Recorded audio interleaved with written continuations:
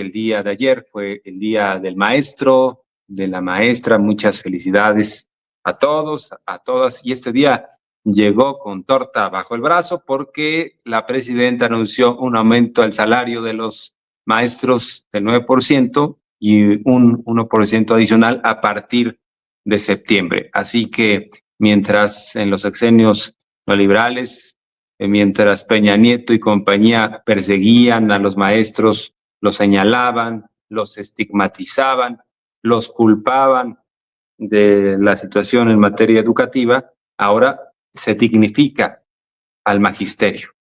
Incluso, pues antes era más fácil, ¿no? Encontrar culpables. No había infraestructura en las escuelas, no había condiciones para que los niños y niñas asistieran a clase. Pero entonces el culpable era el maestro, ¿no? Los niños iban absolutamente desnutridos, y entonces le pasaban desde el régimen neoliberal la factura a los maestros y los perseguían y los acosaban, ¿no? Ya cambió ese paradigma, dice la presidenta, y recuerda a Claudio X González, que fue de los que llamaba a perseguir a los maestros, que hoy en día pues está buscando hacer este esfuerzo, porque esto implica más de 36,000 millones de pesos adicionales de presupuesto. Hoy en día está buscando cómo apoyar aún más a los maestros y maestras.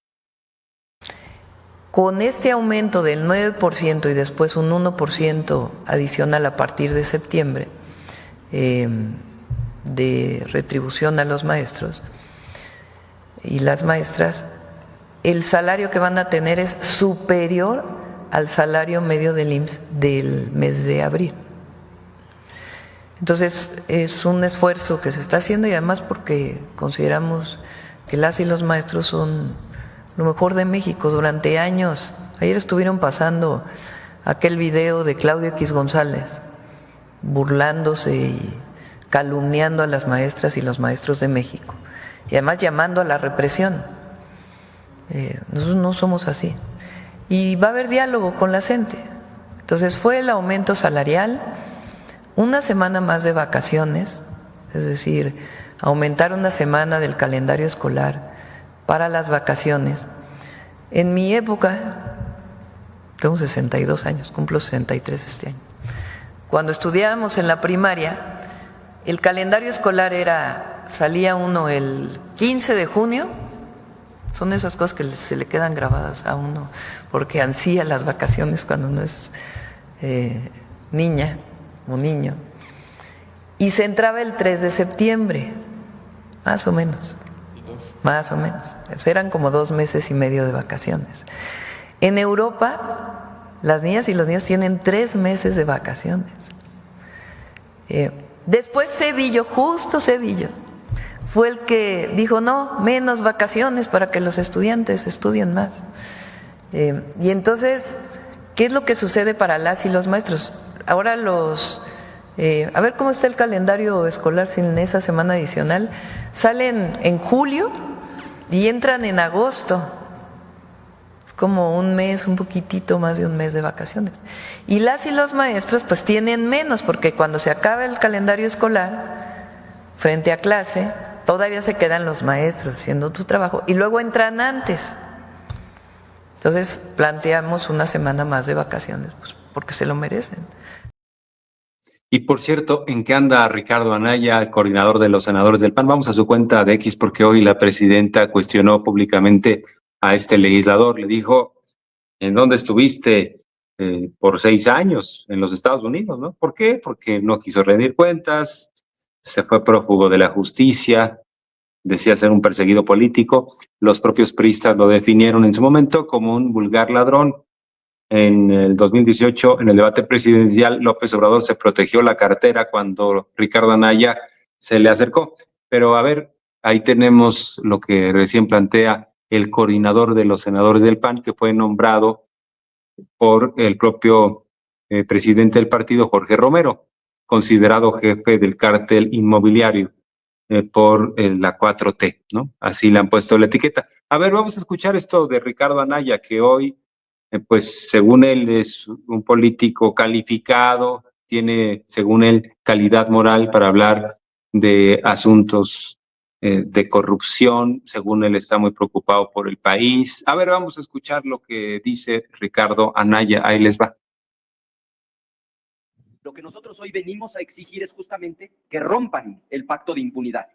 Por un lado, tenemos una gobernadora a la que le han retirado la visa, no ha querido transparentar las razones, pero diversos medios de comunicación han dado cuenta de que tiene que ver con vínculos con el crimen organizado, particularmente con el dinero del huachicol fiscal que después estuvieron lavando en cuentas estadounidenses. ¿Y cuál es la reacción del gobierno federal? Proteger a la gobernadora, respaldar a la gobernadora. ¿Qué exigimos? Que rompan el pacto de impunidad. En Veracruz exactamente lo mismo. Un exgobernador, Cuitlagua García, señalado no por nosotros, por la Auditoría Superior de la Federación, de desviar 1,600 millones de pesos, literalmente de robárselos a través de empresas fachada que no existían. Esto inclusive la gobernadora del estado de su propio partido lo confirmó a través de denuncias y nuevamente, ¿cuál es la consecuencia? Protegerlo en un cargo federal. Es decir, quien desvió ese dinero hoy ocupa el Cenegas, un cargo muy importante a nivel federal. Otra vez es el pacto de impunidad. A los que son de casa se les perdona, se les cobija, se les protege. Nuestra exigencia es muy clara, que rompan el pacto de impunidad, que quien la haya hecho la pague. Esa es la exigencia del Partido Acción Nacional.